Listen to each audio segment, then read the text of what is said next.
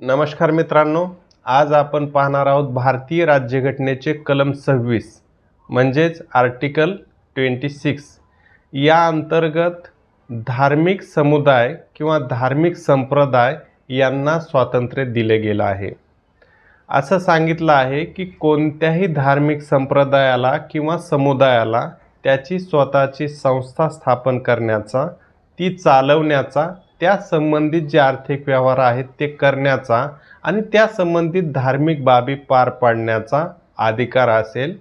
अशा संप्रदायांना हा पूर्ण व्यवहार करण्याची मुभा असेल किंवा स्वातंत्र्य असेल। परंतु निर्बंध हाच असेल की अशा प्रकारच्या धार्मिक बाबी धार्मिक संप्रदायांना पार पाडताना कोणत्याही सार्वजनिक व्यवस्थेला किंवा नैतिकतेला किंवा आरोग्याला हानी पोहोचणार नाही याची काळजी यामध्ये घेणं आवश्यक आहे। नाहीतर सरकार वेळोवेळी अशा प्रकारच्या व्यवहाराला नियंत्रित किंवा निर्बंध आणून कायदा करू शकते। जर तुम्हाला हे कलम आर्टिकल 26 कळाला असेल तर नक्कीच लाईक करा। धन्यवाद।